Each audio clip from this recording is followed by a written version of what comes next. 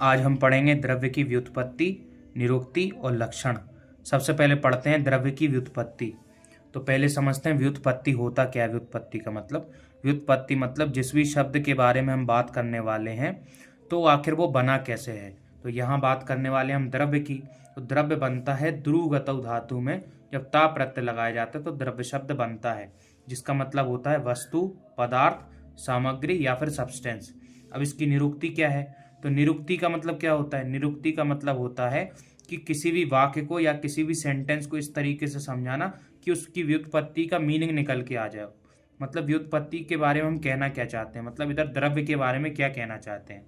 तो इसकी निरुक्ति है द्रवति गच्छति परिणाम इति द्रव्यम। जो परिणाम को प्राप्त होता है उसे द्रव्य कहते हैं। हम कोई भी चीज़ यूज़ करते हैं तो उसको as a final product use करते हैं, तो वही चीज़ द्रव्य है। कोई भी सब्सटेंस है तो हम किसी भी चीज़ को यूज़ करना चाहते हैं तो उसको एज अ यूज़ करना चाहते हैं कि वो फाइनली एक प्रोडक्ट के रूप में यूज़ कर पाएँ, ना कि वो आधा अधूरा हो उससे यूज़ ना ले पाएँ हम, तो वो द्रव्य होता है। अब लक्षण क्या है? तो लक्षण का मतलब होता है कैरेक्टरिस्टिक, और कैरेक्टरिस्टिक होना चाहिए यूनिक, जो किसी और में ना हो।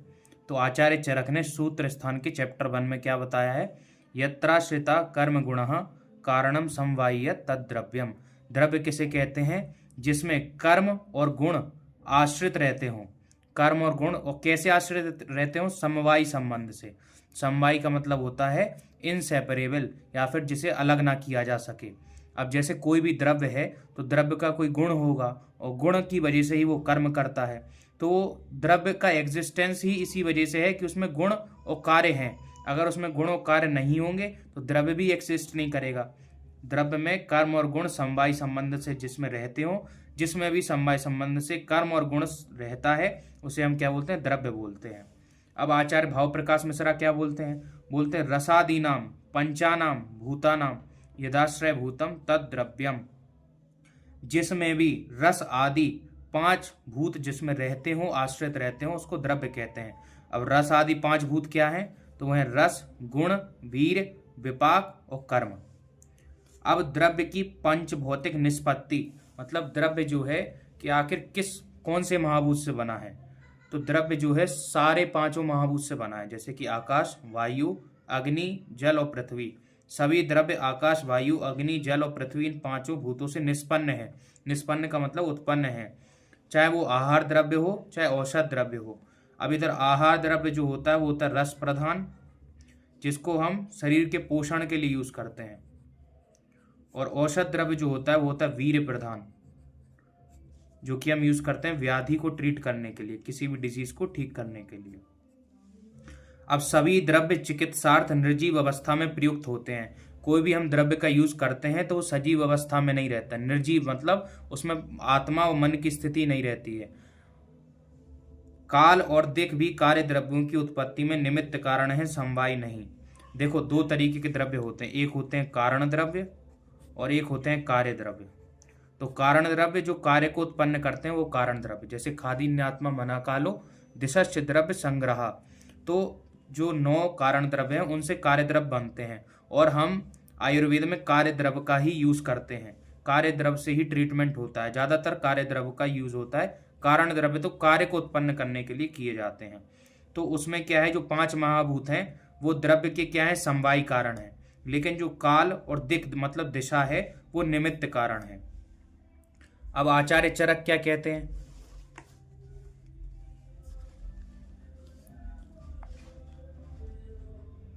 तो आचार्य चरक कहते हैं सर्वद्रव्यम पंच भौतिकम अस्मिन् अर्थे। आचार्य चरक के अनुसार संसार के सभी द्रव्य कैसे हैं? 5 महाभूतों से निर्मित हैं। आचार्य सुश्रुत ने भी वही बोला है कि किससे बने हैं? पृथ्वी, जल, तेज, वायु और आकाश से। इन 5 तत्वों के मिलने से द्रव्य की उत्पत्ति होती है। लेकिन जिस द्रव्य में भी जो भी महाभूत का डोमिनेंट कैरेक्टर होगा, मतलब जैसे कोई भी द्रव्य है, अगर उसमें डोमिनेंट आकाश महाभूत है तो हम उसको क्या बोलेंगे? आकाशीय। अगर पृथ्वी महाभूत उसमें डोमिनेंट है तो उसको पार्थिव बोलेंगे। अष्टांग हृदय क्या कहता है? तो कहता है यह ही द्रव्यम पंच महाभूतात्मकम। कोई भी द्रव्य है तो किससे बनेगा? पंच महाभूत से। तस्य अधिष्ठानम पृथ्वी। अब ये इंपॉर्टेंट श्लोक है कि पृथ्वी मतलब अधिष्ठान जो होगा पृथ्वी होगा, किसी भी द्रव्य का अधिष्ठान या फिर आश्रय क्या होगा? पृथ्वी।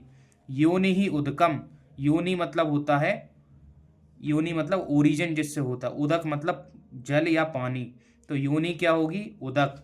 खा अनिल अनल समवायान निवृत्ति विशेषौ, तो खा मतलब होता है आकाश, अनिल मतलब होता है वायु, और अनल मतलब होता है अग्नि।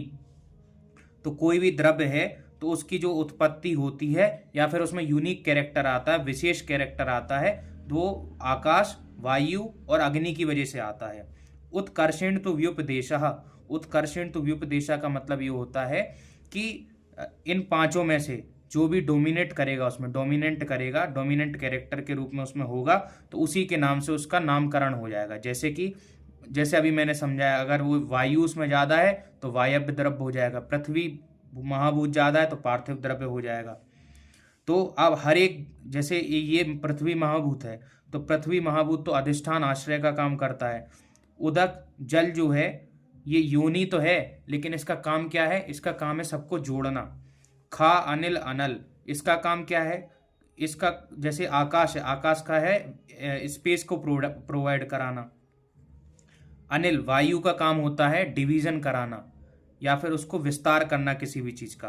और अनल मतलब होता है आपकी अग्नि, तो अग्नि का काम होता है किसी भी चीज को ठोसता या काठिन्य प्रोवाइड कराना, मतलब कोई भी चीज को एज ए फाइनल प्रोडक्ट के रूप में प्रोवाइड कराना, वो अग्नि का काम होता है।